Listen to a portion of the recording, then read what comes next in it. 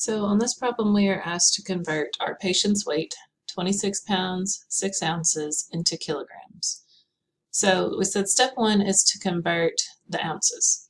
Let's work on just the ounces right now. If we need to take ounces into pounds, again, it's not going to be a whole pound because we would have seen 27 pounds instead of 26. So we can bet that it's going to be into tenths of a pound, just a piece of a pound here. So do remember the conversion that 1 pound is 16 ounces, and we're dealing with 6 ounces. So our dimensional analysis is going to line that up to where we do a 6 divided by 16, and we get this decimal.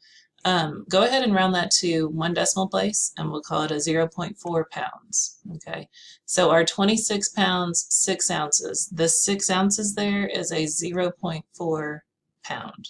Okay, step 2 wants us to add that 0.4 pound into the original weight. Okay, so that 26 pounds, 6 ounces. Instead of 6 ounces, we're going to treat it as 0.4 pounds so that we're adding pounds to pounds, and we should wind up with pounds as our answer here.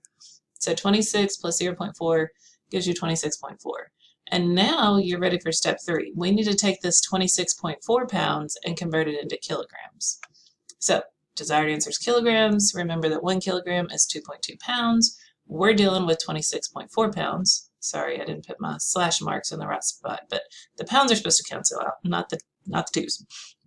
So 26.4 divided by 2.2 should leave you with 12 kilograms.